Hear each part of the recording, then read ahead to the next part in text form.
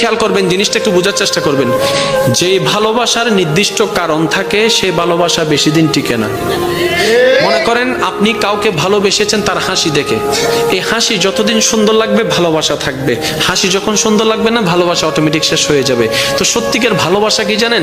যে ভালোবাসার কোনো নির্দিষ্ট কারণ থাকে না, যে ভালোবাসা অন্তর থেকে হয়ে যায়, অনুভব থেকে হয়ে যায়, নির্দিষ্ট কারণ খুঁজে পাবেন না। না আপনার হাসি দেখে হয়েছে, না আপনার চোখ দেখে হয়েছে, না আপনার ব্যবহার দেখে হয়েছে, কোনো কারণ ছাড়া আপনি অটোমেটিক আপনার অন্তরে ফিল চলে আসলো, আপনি ভালোবাসা শুরু করলেন, যেটা আপনি দেখেন নাই, না দেখে ভালোবাসা শুরু করেছেন।